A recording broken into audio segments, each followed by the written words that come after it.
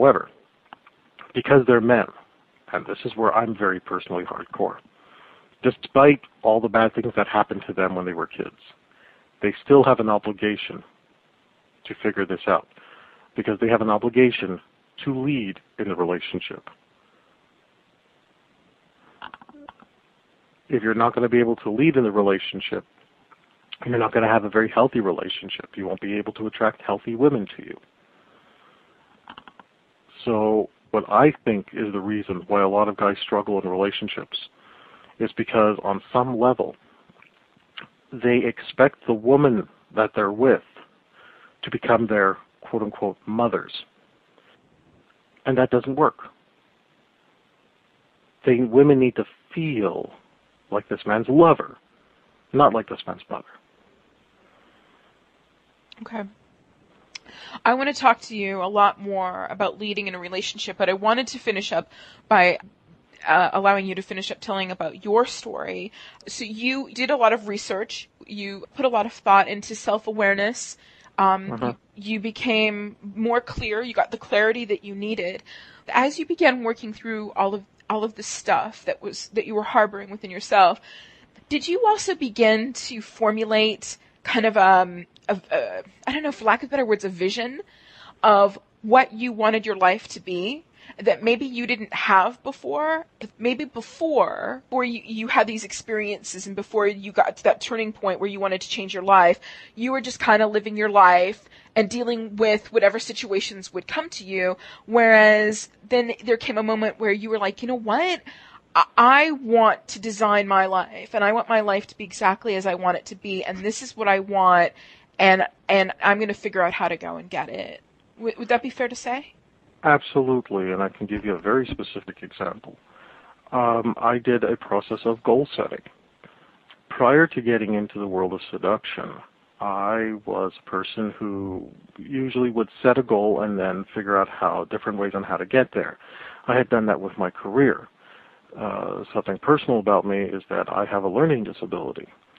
And despite the learning disability, I managed to get into university as well as a master's degree. I ended up in a job that was normally reserved for junior lawyers with this master's degree.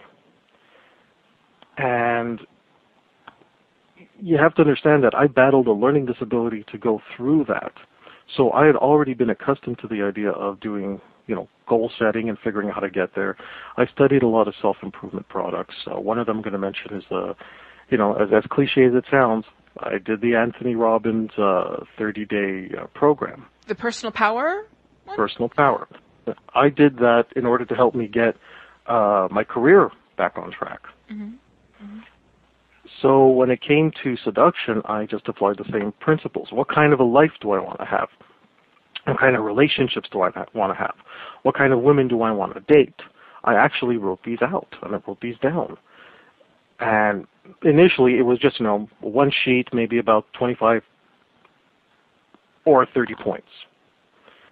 And, it just evolved from there. And a lot of those writing exercises that I did in that initial 2.5-year period ended up in my inner game book.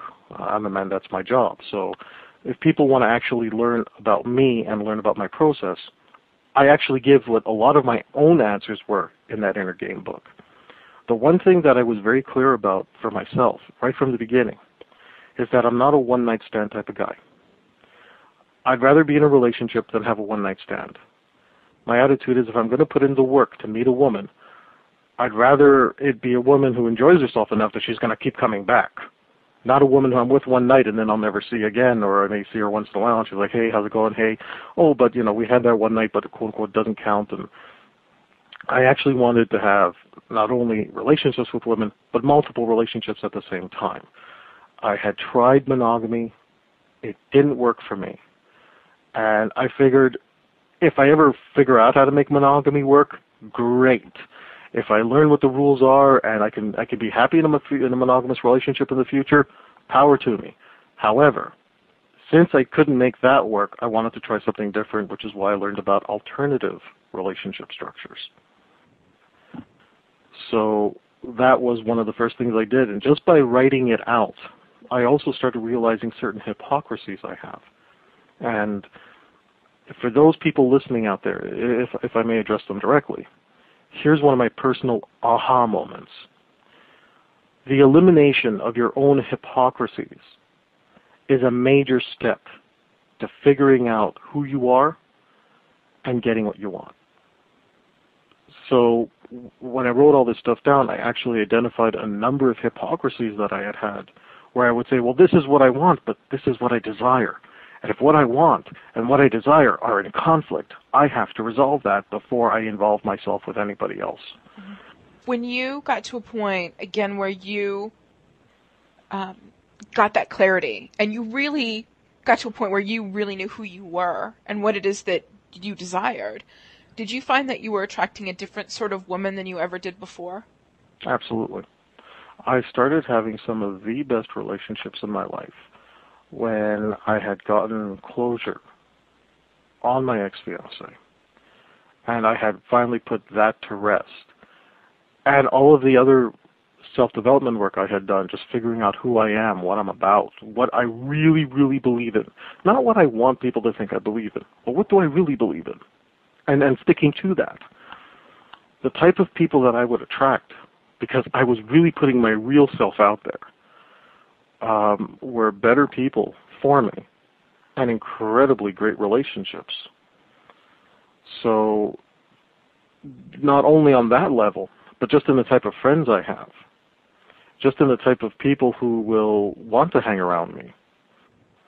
And it changes your life, but that also means, and this is where a lot of people struggle with change work, the friends that you used to have, the people who used to love you and support you, may not factor into your new life. And you may have to cut some people out. Mm-hmm. And that's a form of